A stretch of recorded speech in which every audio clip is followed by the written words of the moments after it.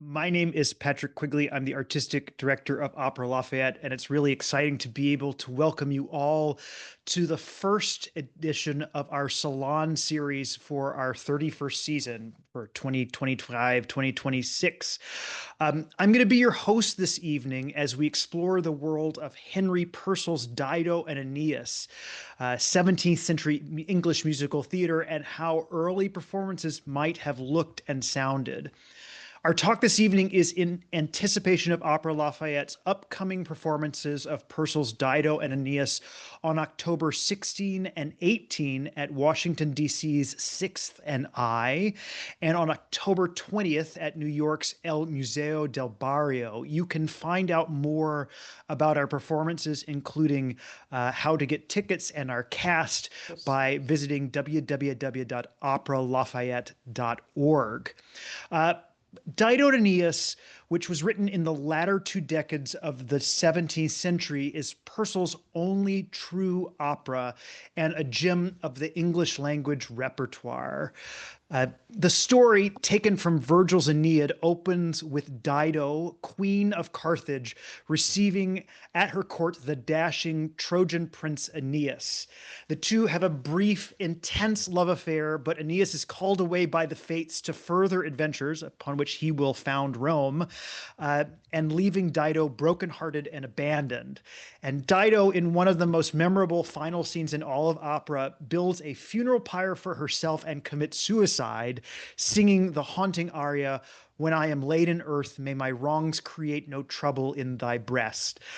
Dido has been portrayed by Jesse Norman, Kirsten Flagstad, Janet Baker, Lorraine Hunt Lieberson, Susan Graham, Tatiana Troyanos, amongst many others.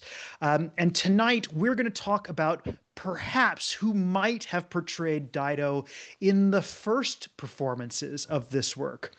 Our guest for this evening's Salon series is Dr. Amanda Eubanks Winkler, director of the Department of Music and professor of musicology at Rutgers University. Dr. Eubanks Winkler's research focuses on English music and theater, and her most recent book, Music, Dance, and Drama in Early Modern English Schools, was published by Cambridge University Press. She is a self-described archive rat and musical theater nerd. Amanda, welcome to the Salon series. Oh, it's completely my pleasure, Patrick. Thanks for having me. It's wonderful to be here and great. We were talking earlier, I've read your book a number of times, which is fascinating for so many reasons, which we will get into this evening. But before we do, I'd like to let our audience know that we will be taking your questions at the end of the program this evening. And so if you have a question, we invite you to put it into the chat. Just type it in, and Alexis will compile those. And once we get through the main part of our presentation this evening, we will try to do our best to answer as many of your questions as possible within the time that we have. So Amanda, Dido and Aeneas, you have written extensively about this work, and there are so many facets that we could explore. But tonight, I'd like to actually start with, before anything else, with just a little bit of background about how you come to this piece and perhaps how you come to musicology, because I don't think that anyone, when they ask their 8-year-old what they want to be for a living, any of them say musicologist. But it's a fascinating and wonderful profession, and I think that your profession really informs what we do as a historical opera company. So can you just give us an idea of what brought you to musicology to begin with? Sure. So when I was a 5-year-old in Central Illinois, I thought I was going to be on Broadway. I was studying dance, I was studying voice, I was studying acting. Everything was channeled towards being on Broadway. And I was also starting in high school, becoming increasingly interested in opera. I found that I had a coloratura soprano voice, which was quite unusual to have some of the notes I had for a 14-year-old. And so I was kind of channeled in some of those directions. I ended up doing a vocal performance major as an undergraduate, but I found myself drawn to the library. That nerd part of me it's very real. And so I found myself drawn to the library increasingly and torn between the practice room and the library. I remember my sophomore year, I had a professor, Dr. David Pulteney, and I wrote this. It was supposed to be 5 pages, and I wrote 20 pages for him on Don Giovanni. And he pulled me aside and he said, Amanda, have you ever considered being a musicologist? I did not know what that was. I had no idea. But he explained it to me, and I thought, wow, that sounds really great. I continued to study voice and continued in my graduate work at Michigan, also, continuing to take voice lessons. But after a certain point, my heart was really in being that archive rat that I am and spending time in the archives. I got interested in Purcell, though, through my singing. I'd been singing a lot of early music because of the kind of voice I had. It was suited to that. And I remember singing this piece of Purcell's from this play Oedipus, music for a while. And I was fascinated by it because it had this really weird bass line that was so dissonant and strange. But then as a singer, you're singing music for a while, shall all your cares beguile. And I was like, what is going on here? So I went to the library and figured it out. And that was really sparking my interest in Purcell from a scholarly perspective. Wow. And so when was the first time you encountered this work that we're talking about tonight, Dido and Aeneas? Yeah, I mean, I encountered it in undergraduate. As an undergraduate, I knew Dido's Lament, kind of the hit tune of Dido and Aeneas. I never sang that. I was more of a Belinda person, which is another female role in the opera. Um, but yeah, I first encountered it as an undergraduate. It was kind of just core standard repertory that you encounter in that way. And so that's the first time it crossed my path. And of course, I thought that final aria, When I Am Laid in Earth, was just absolutely ravishing. It is one of the moments where time just stops. No matter Hmm. who's singing it. I mean, the musical content is so arresting that it stops you in your tracks, no matter what else is going on at the time. Um, and so tonight we're going to talk a little bit about the late 17th century England and actually music and dramatic performances at schools. But uh, before we do that, I think that it's also probably reasonable to say that most of the history that we're going to talk about exists in fragments. Yeah. And it's often up to sort of the musical detectives in the musicology department to piece this together and sort of make some I think, reasonable and educated conjecture about how these things might fit together. And so, how do you navigate this difference between what we know and what we have to imagine? Yeah, it's a tricky one because these sources for even for Dido, as we're going to talk about later, they're fragmentary. You have to, as you have to put that detective hat on. And so, what you try to do is you try to collect everything you can. And sometimes, as I did for my book, you're looking in out of the way places. You're looking at correspondence, maybe of relatives or parents who had kids who went to a school that was putting on operas. Um, you look in county records offices in obscure locations at the school records for different schools. In the case of Dido, there's so many question marks about it, as we'll discuss it a little bit. But you have to try to think imaginatively on how to fill in those gaps. And that's where, in some ways, working with performers or liaising with performers is helpful. Because if you work alongside performers, or if you're in constant communication with performers, or if you have a performance background yourself, you understand how anytime you put on a show, you're having to make a certain set of decisions and you're having to fill in gaps and you're having to be creative. And that comes into play as well when you are trying to reconstruct the way these performances might have happened, you have to put on that creative hat and think, you know, our performers then and now, of course, there's stylistic differences. We aren't living in the 17th century, but they had the similar set of problems as we do, right? They had to make certain kinds of decisions. They had the cast they had, and they had to try to make the parts work, and they had to make that a, they had to put on a show. And so sometimes thinking through the lens of performance helps us fill in some of those gaps. It's also really helpful just to have done a lot of research in an area in a specific period, which then allows you to make reasonable conjectures. Your book, and I'm going to plug it again, Music, Dance, and Drama in Early Modern English Schools, which is available on Amazon. I know because that's where I got my copy.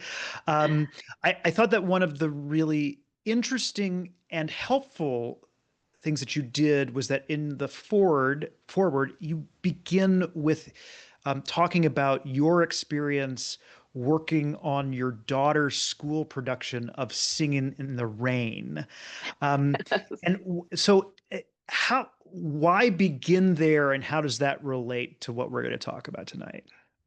Right. So I started there um, because, in some ways, watching that production, I'd been thinking about Dido and Aeneas from various angles for a long time, and I knew that it had been performed at this boarding school by girls, Josiah's Priest Boarding School in Chelsea, which is a suburb of, at the time, it was a suburb of London. Now it's incorporated into Greater London.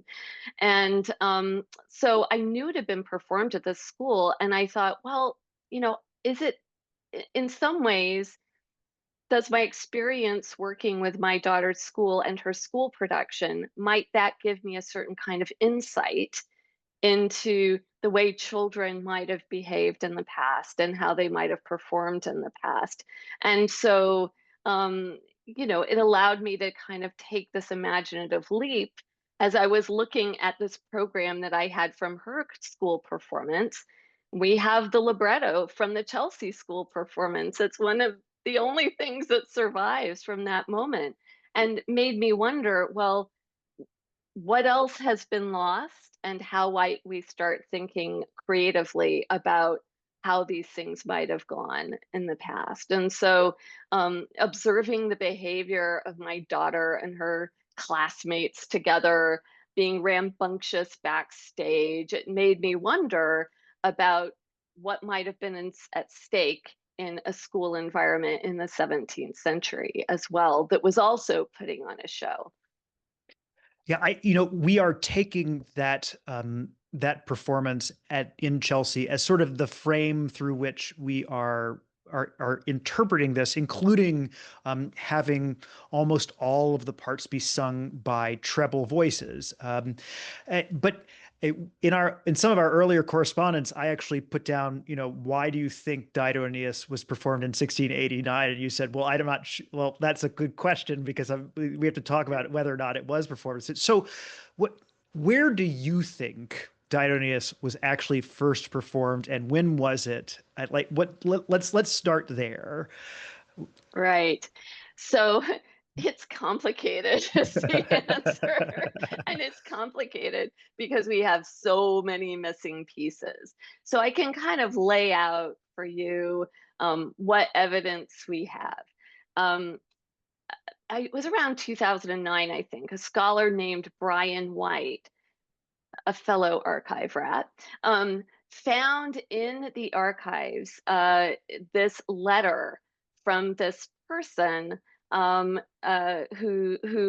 was, his name, he was a merchant, and his name was Roland Sherman, and he was writing to his pal back in London, and he said, "Hey, I want you to send me some music," because he was an avid musician. "I want you to send me some music. Can you send me some music from the cool stuff that's going on in London? In particular, I want you to send me a keyboard arrangement of this piece from this ball that Harry, meaning Henry Purcell, made for priest's school. And the description that he had of the second overture, which is the one that survives today, because there's a prologue that's missing, that's been lost to the mists of time. But the second one, the key matches.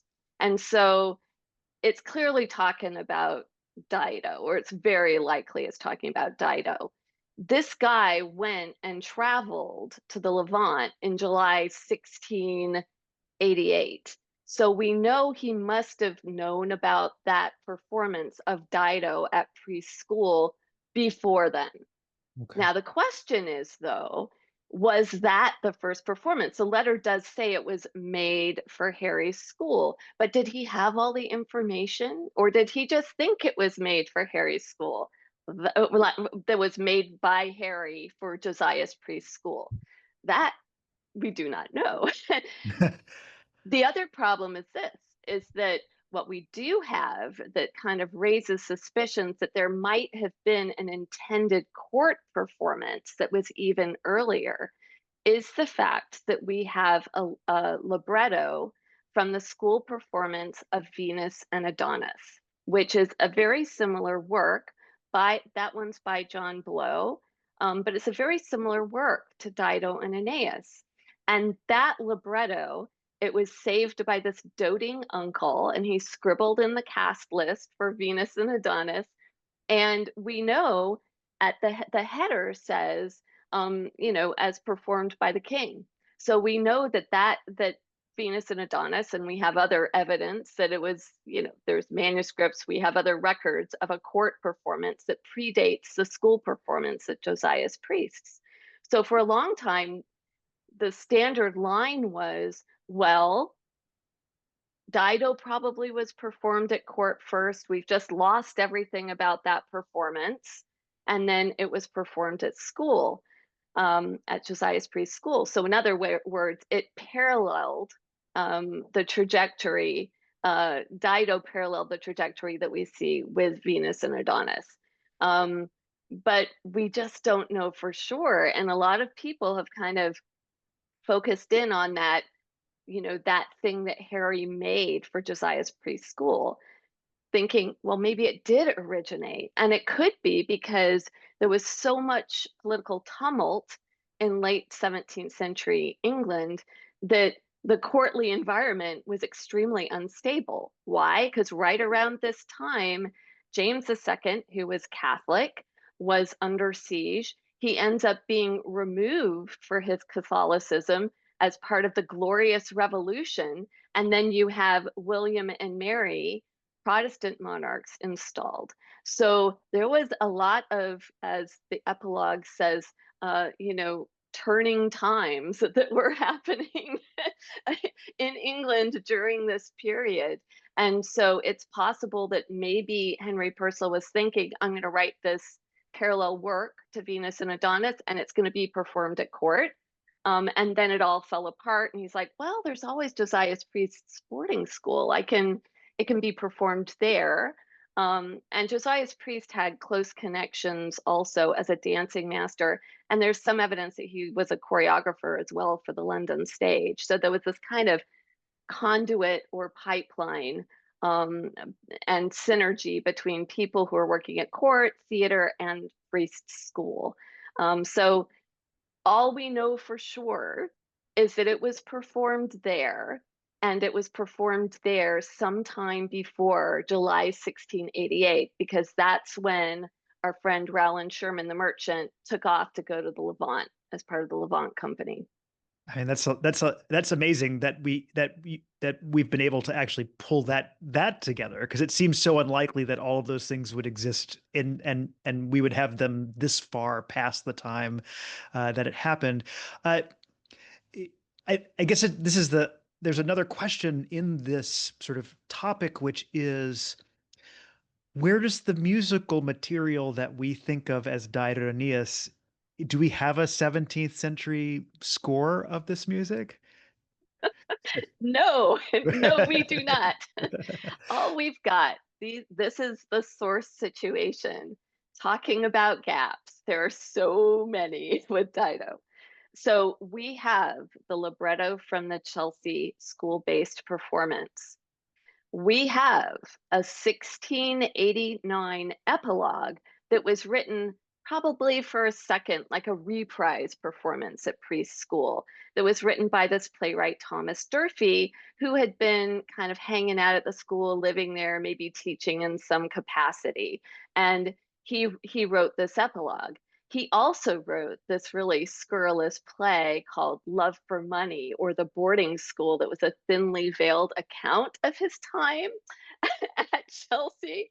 It does not paint a completely virtuous picture of this school. We'll just leave it there. But we have that epilogue that was published, that we originated in 1689. We have a few song sheets from, like, there's one that was published in Orpheus Britannicus in 1698, A Belinda, one of Dido's first big aria, was published in a song sheet, a printed music version in Orpheus Britannicus, his posthumous collection of Henry Purcell songs. And then in 1700, there were two song sheets that were published, Fear No Danger and Come Away, Fellow Sailors. And those were associated with this production of Measure for Measure in 1700, which chopped Dido and Aeneas up and stuffed it into a revised version of Shakespeare's play, which was, the revision was done by Charles Gilden. It was chopped up and stuck in there. And those song sheets aren't associated with Dido and Aeneas, really. They're associated with this chopped up version that was stuck into this Measure for Measure revision. We also have a prompt book from this Measure for Measure, which is in the Folger Shakespeare Library. And that prompt book tells us that in the 1700 versions, the character of the sorceress was played by John Wiltshire, who was a bass. So it was a cross-dressed role in that production. Until then, between then, like 1700, there was a reprise of it in 1704 of the Measure for Measure. But then the next like big spate of sources are coming from the 1770s, and those are the most complete scores. And they were all copying, like, they were copying a now lost earlier source that we no longer have. All of the manuscript sources, musical sources, are absolutely incomplete. We know they're incomplete because the Chelsea libretto has an allegorical prologue. Does not exist in any of the sources. It was probably cut out at some point in time. And then, there's other gaps as well that aren't in these manuscript sources from the 1770s. So Dido and Aeneas performed probably for the first time sometime in the 1680s. And none of the manuscript sources exist for the 17th century. The earliest ones are the 1770s, like almost 100 years hence. That's unbelievable. It's sort of like saying that there was something that was performed in 1930, and then the first evidence that we have of the music is contemporary with us now. So like it's quite a gap in the historical record in terms of actual musical material. So we're assuming that this was either the first or second performance at Josiah Priest's boarding school of Dido and Aeneas. Was this unusual that there would be an opera performed at a girls' school, or is this part of a broader tradition that was going on at the time? Yeah, well, that's part of what I wanted to find out with my book. It turns out it was a broader tradition, and that there were these boarding schools for girls that were known for teaching what they called the ornamental arts. And so that included music, it included dance, it included embroidery, and it included a variety of these skills with an eye to creating young ladies that would be um, kind of desirable on the marriage market. It was particularly aimed towards that end, that they wanted them to have the skills that would then be appealing to potential suitors, that then they could make music themselves in the household. Um, and so these were important skills for young women to have in order to marry well. A lot of the students at these boarding schools were from either they were kind of in the gentry in some kind of way, they or they were from this emergent merchant class that were starting to accrue enough money to then send their children to a boarding school.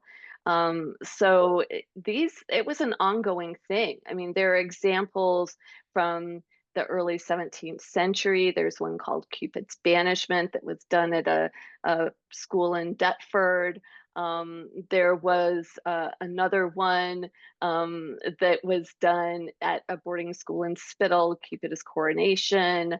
There was Josiah's Priest School before Josiah's Priest took it over. There was a school that was run in the same location, and they did Beauty's Triumph, which was another work that was kind of performed there. There was a place in Oxford, near Oxford, outside of Oxford, in Besselsley, and they did they did similar kinds of things there. So this kind of this sort of schoolgirl operatics, if you will, it was part of a larger phenomenon. And dance was usually a really big part of these productions as well, because it wasn't just about displaying the girls' acting and singing skills, it was also about showing their grace and their facility with dance.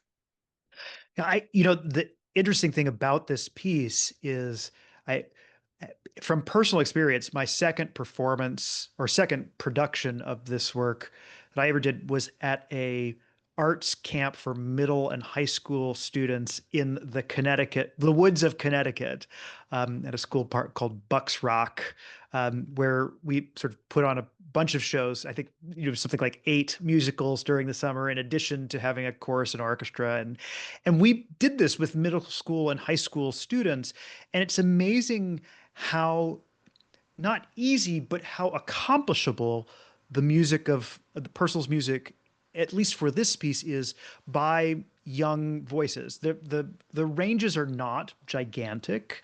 Hmm. It is not there's not a large requirement in terms of technical proficiency for highs and lows in one's range, but it does require someone to be able to really declaim a text musically, which makes it a very good pedagogical tool. What, I mean, how were these elaborate productions? What would they have looked like to someone who was visiting? Because I assume that they weren't just doing them for themselves; they're probably doing it for parents and visitors to the school. Yeah. We know for sure that parents and relatives would go along. I have evidence from letters that that was the case. Um, we also have evidence that prospective suitors Oh would my gosh. come. And so it was a way of showing off these young women as well for prospective suitors. Um, and in some ways, there was pushback sometimes against what one letter writer in 1691, referring to preschool, is they were kind of being critical of the fact that there were these so public a show, that there were these 2 public shows where people were coming in potentially and seeing them. And certainly that merchant in the Levant writing back, he knew about him. So they weren't exactly cloistered in these schools. They were semi-public performances, for sure. And so I mean, Dido and Aeneas has more, named female roles than many of the operas at the time, but it definitely has male roles. So would the women of these schools have performed all the roles in this? Would they bring boys in from a neighboring school? What was the tradition of performance? The tradition was this, that there's evidence in some of the productions that girls were performing alongside their teachers and that their teachers would take some of these roles. We have some evidence for that. In other cases, we have evidence that young women were taking male roles. So, for example, that libretto that I talked about for Venus and Adonis and the doting uncle scribbling on it, we know from that that that Adonis was played by Josiah's priest's daughter. Wow. So in that case, it was a trouser role, and so I think it could be either way.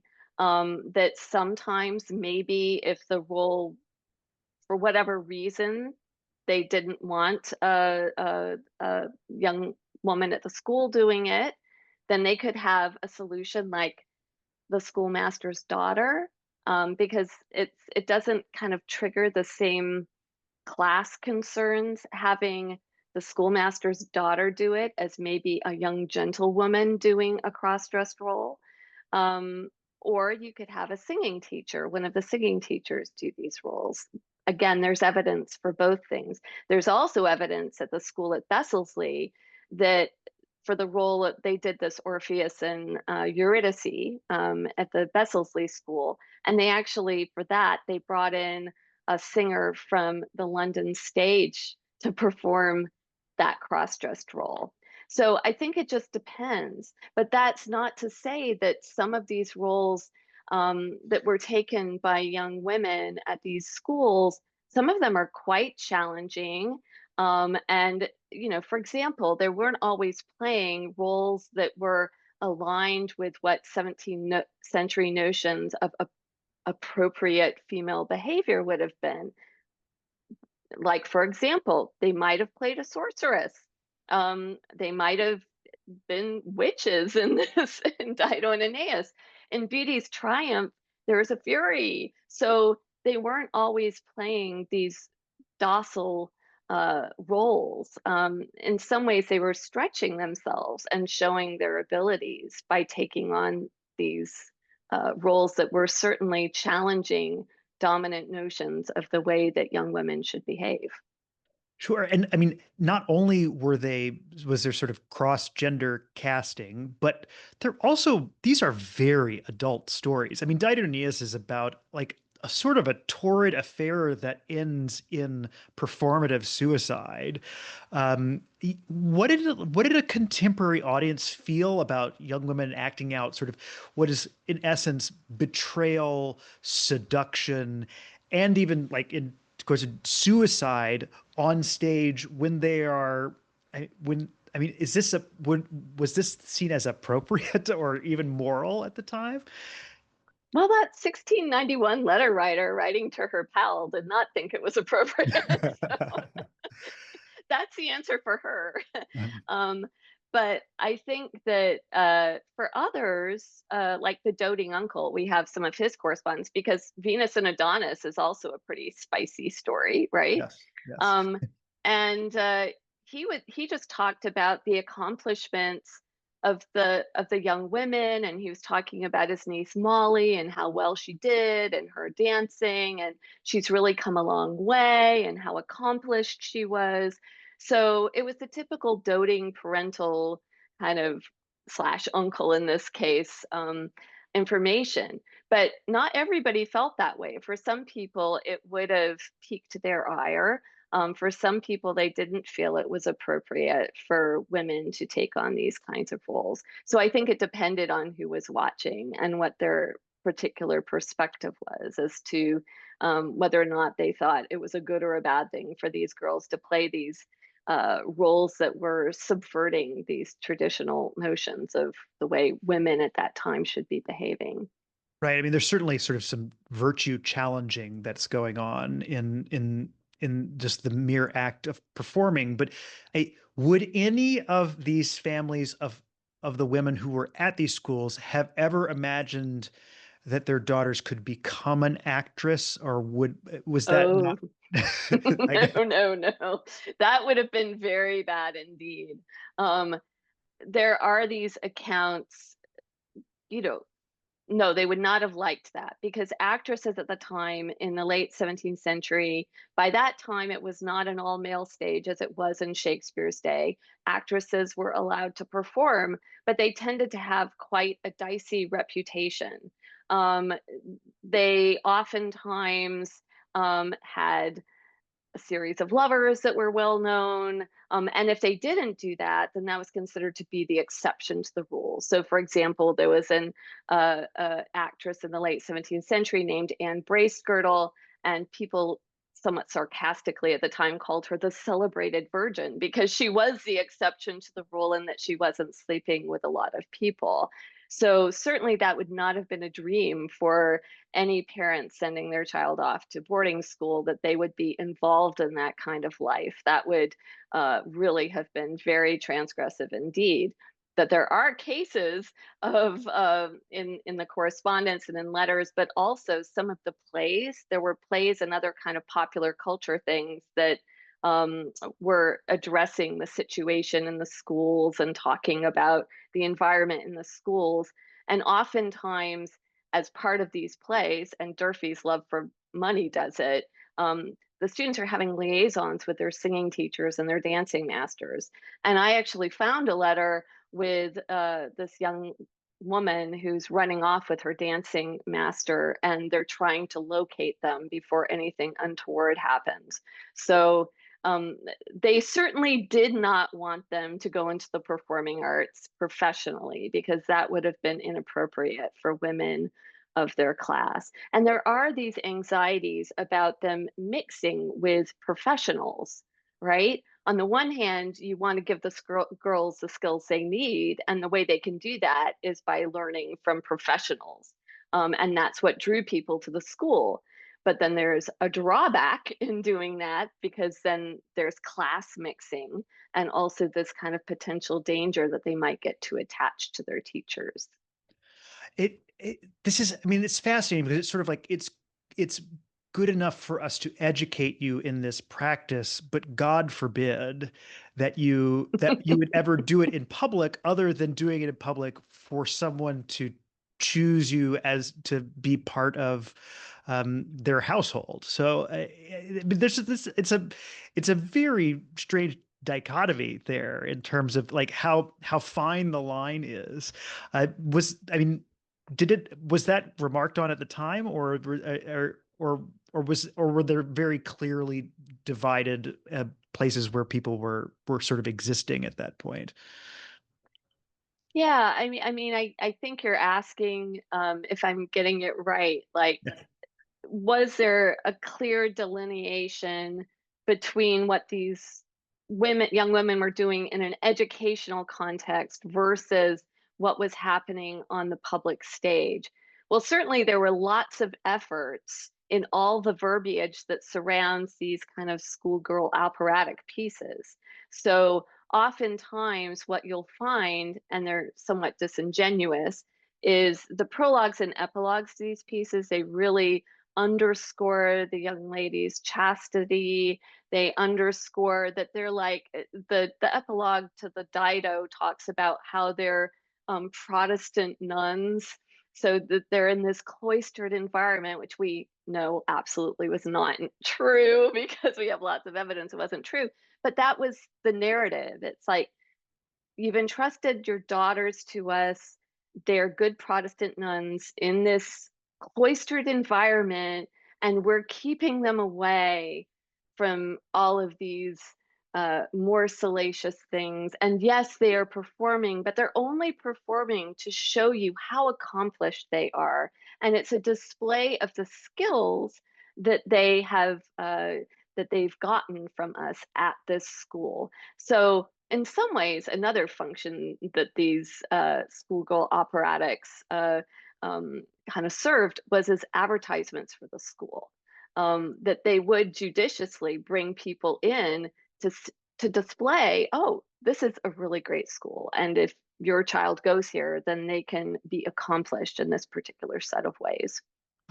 That's fascinating. I mean, quite fascinating. And we have a few more topics that we're going to cover, but before we do, I'd just like to remind our audience that we will be taking questions at the end.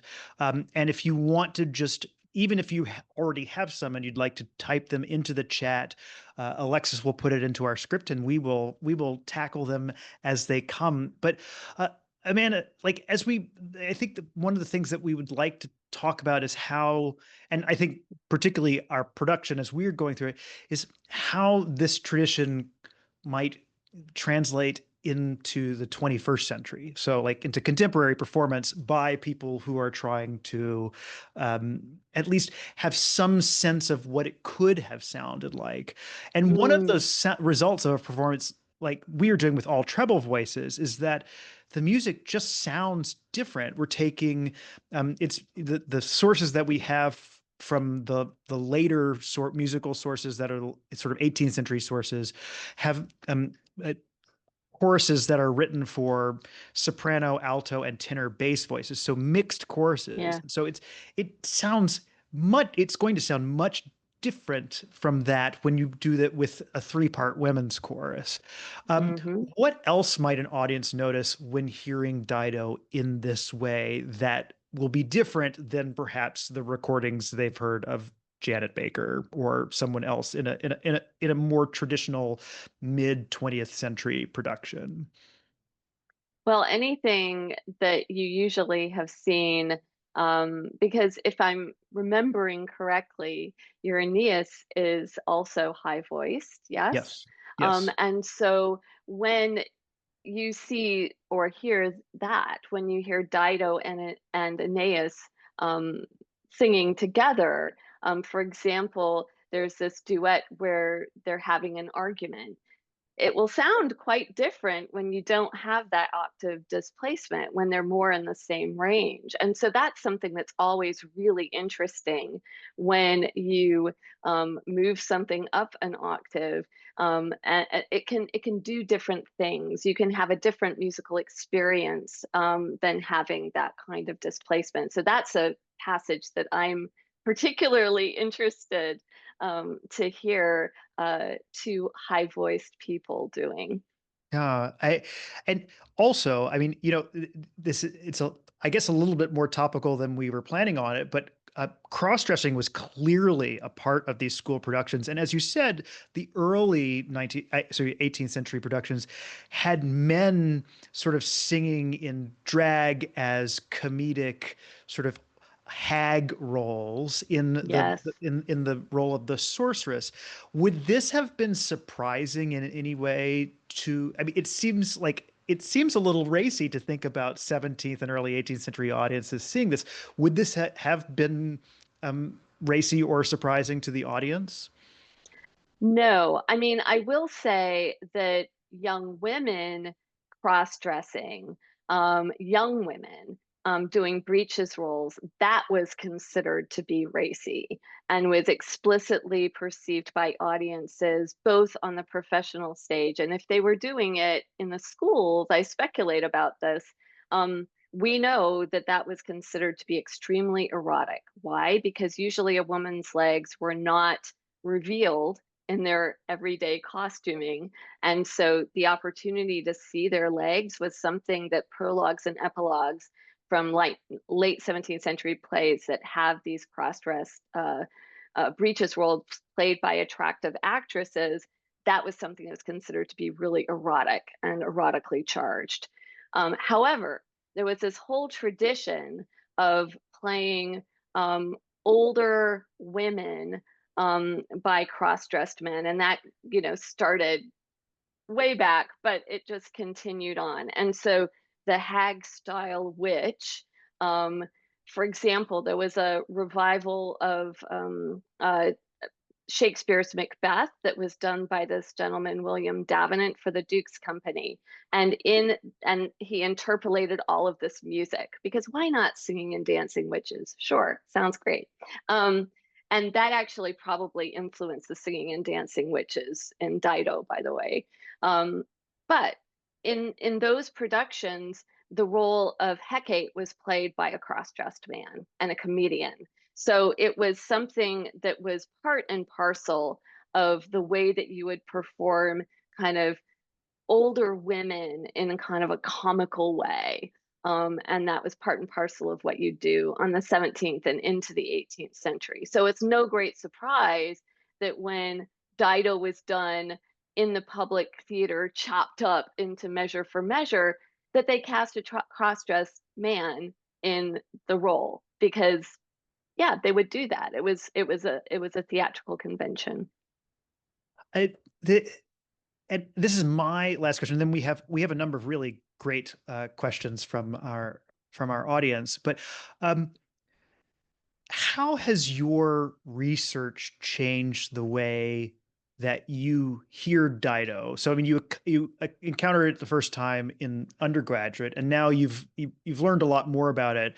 And does it have a different resonance or application to like a contemporary audience now that you've gone through and had this chance to be a little bit closer to uh, uh, what history sort of story for this really was? Yeah. Um, well, I am so eager to see your production, I must say, set in a school. That's a dream. Um, and all trouble voices. I mean, that just I can't wait. Um, but I will say that I having known this since my undergraduate days, of course, the way I listen to it, the way I perceive it has changed over time. And my research and thinking about these young women who would have performed it in the late 17th century, I have their voices in my head in counterpoint anytime I watch it. And I find that to be tremendously moving because in the late 17th century, it was kind of tough to be a woman in many respects. And yet they were able to express themselves in these really dynamic ways within this school environment.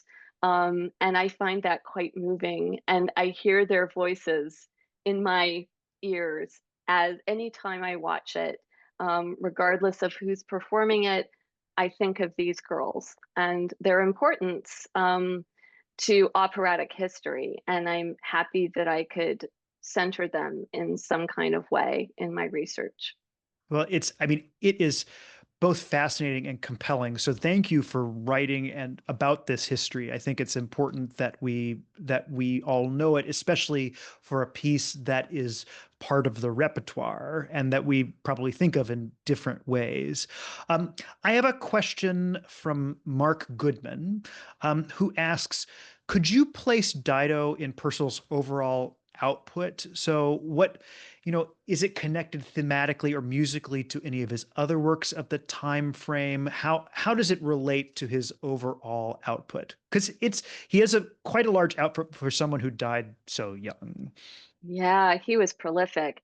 So I think in the choruses, you can hear some of his experience working within a religious idiom, within an Anglican church idiom. It sounds like some of his work that writing anthems as part of his church, his work for sacred music. So there's some of the choruses in Dido that in my ear kind of refer back to that. His use of ground bass in both Ah Belinda, I Am Pressed, and it's this repeated bass line. That's what I mean by ground bass. In Ah Belinda and also Dido's Lament, Purcell was the king of ground bass. He was so good at coming up with these incredibly cool bass lines that repeat and repeat and repeat and then do really significant dramatic work. Or sometimes he would just write an instrumental ground. So he was just really good at doing that. He was also a composer that was really up on all the most recent innovations elsewhere. And so you can really hear a lot of French influence in the score of Dido. And that's something that you can also hear in a lot of his other works. There's a lot of French dance underpinning some of the music in Dido. So yeah, I would say, but Dido, as Patrick mentioned at the outset, is his only through-sung opera. Now, in the 17th century, opera was a capacious category. It was very broad in late 17th century England.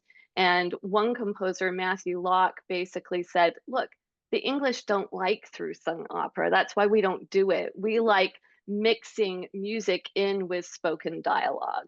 And most of Purcell's operatic works, like King Arthur or The Fairy Queen, are works that do that. They're mixing these mask scenes in with spoken dialogue. And that was the preference in England. And they also wanted big sets. Now, Patrick asked earlier, and I forgot to answer that part of the question, but like, what would these performances have looked like in the schools? That we don't know, but some of these surviving librettos, they actually do have special effects and they describe scenes. And so it makes you wonder, did they have scene changes? Did they have these elements in the schools? Or were those stage directions printed in the libretto so people could imagine them happening, even if they didn't have the sets? That we don't know. But we do know in the public theaters, Purcell would have had at the Dorset Garden Theatre all of the special effects you can imagine. For the Fairy Queen, they piped in water from the Thames and had water effects on stage. So the sky was the limit there. Wow, I mean, clearly. Uh, we have a question from Jill, and I think this is a good question. And can you talk a little bit more about the music of Dido and what it sounds like, and particularly what makes it a great work musically? Um, Hmm. I think it's, well, musical characterization. Purcell was so good at that. You really understand how sad Dido is from the very moment she appears on stage. She is pressed with torment, and you hear that in the music. There's this wonderful oscillating ground bass that underpins that aria, and it's just heartbreaking. He also uses dissonance really to help you feel her pain. um, the other thing are the choruses. As I mentioned, some of his use of counterpoint is really quite elegant and beautiful. Fear No Danger is one of the more Frenchified numbers, and it really has this groove, which is quite wonderful. He also is great at comedy. So the song Come Away, Fellow Sailors, in Act 3, it's, basically this guy singing, take a boozy short leave of your nymphs on the shore and silence their mourning with vows of returning.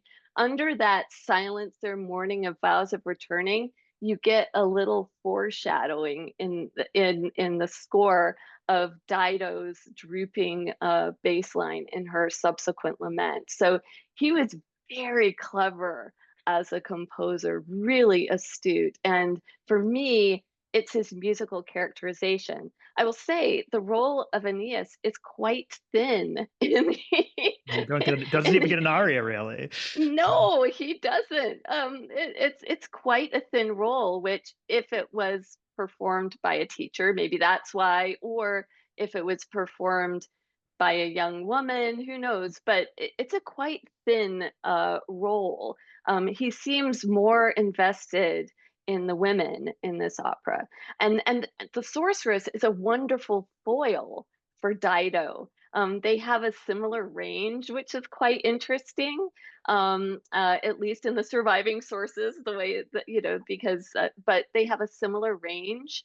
And yeah, the sorceress is also quite a magnificent creation. When she comes on and sings Wayward Sisters and some of the witches choruses. I Oh, mean, I yeah. could just go on and on. He has this cackling witches chorus. It's so great. So you're in for a treat.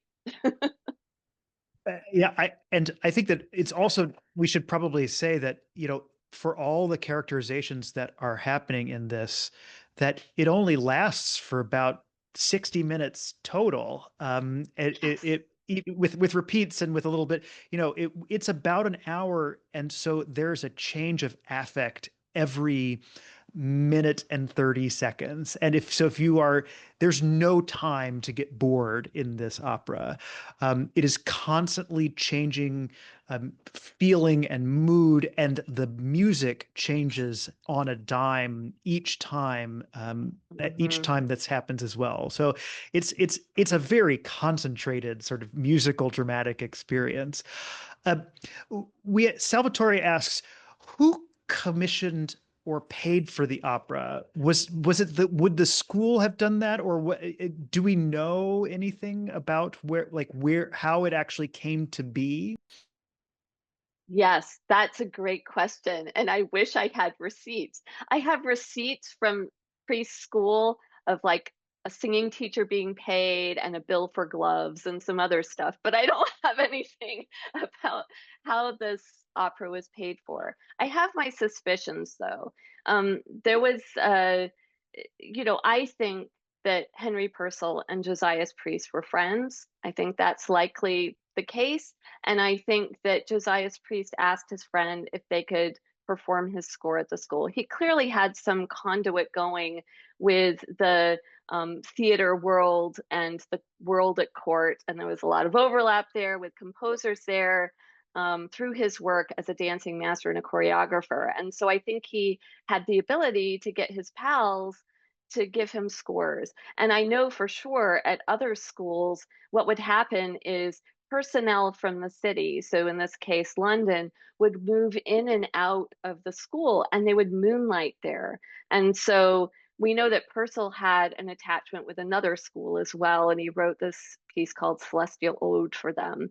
And so I think that sometimes he would get commissioned or he was friends with somebody, as was the case with that Celestial Ode. Sometimes it was just, oh, yeah, sure, I'll do this. Who knows? Maybe Harry went in and did some coachings, or, we know that he was a teacher as well. So maybe he did some teaching at preschool, but I don't have any evidence for that. That's just my own speculation. So the answer is I do not know. I wish I did. I wish I had receipts, but I don't. And then one more question from Salvatore before we go. And he says that he actually read a list somewhere that says that people in the United Kingdom voted on their favorite aria of all time, and Dido's Lament was in fact that topped the list. And so which begs, is there a long continuous performing tradition of this piece of music so that this would be particularly familiar to an English music going public? Oh, yeah. Purcell is something, I'm a dual British citizen. I don't sound like it, but I am. There's there's a real tradition of teaching Purcell in schools. My mother, who is British, she knew about him. She knew his music. So it's something that's part of this legacy. He's one of the top composers. Dido's Lament is something that is on the airwaves. It's part and parcel of the cultural patrimony there. They have this station called Classic FM. It's played on there. And so it's something that's really well known. And it shows up in a lot of British television programs. It's a project that I have percolating in the back of my brain, is actually a Dido's Lament project tracking all the different ways it's been performed. I found techno versions of it. Jeff Buckley does a cover of Dido's Lament. There's so many different iterations of this aria. Everywhere, both in the United States and the UK, and more broadly than that. It's just one of these truly beautiful arias that has really stood the test of time and that people still really feel is quite powerful. Well, Amanda, thank you so much for what has been a really fascinating evening.